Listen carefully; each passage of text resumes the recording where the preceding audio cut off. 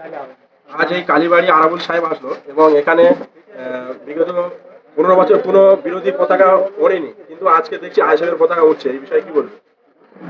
সবাই খুশি, আরো খুশি হতাম যদি আমরা ক্যানিং পূর্বটা আমরা যদি বিধানসভা ভোটে জিততে পারতাম, খুব খুশি হতাম। আমাদের চিন্তাধারা ছিল যে আমরা জীবনতলা ক্যানিং পূর্বতে আমরা জিতব,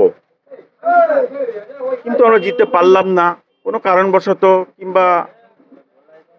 কিন্তু জনসাধারণ পাবলিক আমাদের সাথে আছে, জনসাধারণ পাবলিকেরা আমাদের সাথে আছে। পূর্ব ছিল, এখনো থাকবে, আছে ইনশাআল্লাহ। সামনে আমাদের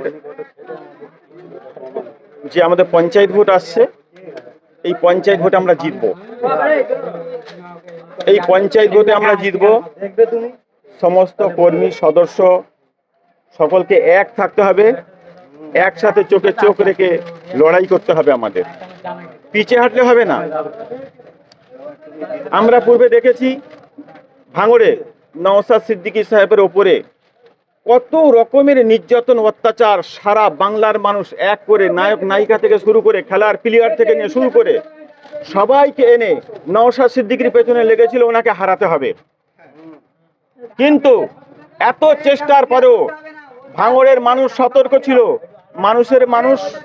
ভাঙড়ের মানুষরা সাথ দিয়েছিল, একসাথে তারা লড়াই করেছিল বলে আজকের ভাঙড়ে এক টিপ সরাতে পারেনি তাদেরকে। ঠিক তদ্রূপ আমরা ক্যানিং পূর্বের মানুষ আমরা এক হচ্ছি, আরো আমাদের সংগঠন বাড়বে, আরো আমরা এক হব, সবাই মিলে একসাথে লড়াই করব। কেউ আমাদেরকে হেলাতে পারবে না।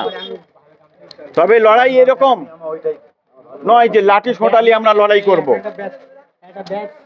লাঠি সোঁটালি লড়াই করব এরকম নয়। হ্যাঁ, আমরা সংবিধানের লড়াই করব। কিছু সংখ্যক মুসলমান তারা বিজেপির ঝান্ডা নিয়ে মুসলমানদের উপর অত্যাচার করার চেষ্টা করছে, নির্যাতন করার চেষ্টা করছে। তাদের মনে রাখা দরকার যে যারা অত্যাচার করেছিল, তারা যেরকম ডিম খেয়েছিল, এরা কি খাবে বলা যাবে না, এখন সময় আসলে বুঝতে পারবে তারা। যে শওকত মোল্লার ভয়ে এখানে কেউ কথা বলতে পারতো না, সেই শওকত মোল্লা আজ জেলে ভর্তি সাধারণ মানুষের মতো। এই বিষয়ে কি বলবো? নির্যাতন করেছে মানুষের উপরে, অত্যাচার করেছে, মানুষের উপরে লুট করেছে, রাহাজানি করেছে, তার ফল পেয়ে গেছে। এইটাই তার পাওনা ছিল। আজকে তার সময়, সম্পত্তি, টাকা পয়সা, অর্থ শর্ত জনগণ কোথায়? পাপ করেছে, ভুগতে হয়েছে। ঠিক তদ্রূপ এখন যারা পাপ করার চেষ্টা করছে তাদেরকে মনে রাখা দরকার আছে, এই দিন, সামনের দিন তাদেরও আসতে পারে। তবে আমি কর্মীদেরকে বলবো, কোনো অন্যায় কাজে যেন লিপ্ত না হয়। আমরা নওশাদ সিদ্দিকীর যে সিস্টেম, আব্বাস সিদ্দিকী ভাইজানের যে সিস্টেম, আমাদের যে আইএসএফের একটা সিস্টেম আছে, সেইভাবে আমরা সবাই চলবো।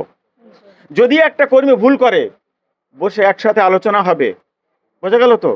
কেউ কারোর উপরে আক্রমণ করবে না, কেউ কাউকে ছোট করে কথা বলবে না, কারণ এখানে আমরা সবাই এক। বোঝা গেল তো? নেতা কর্মী যারা আছে আমরা সবাই এক। বোঝা গেল তো?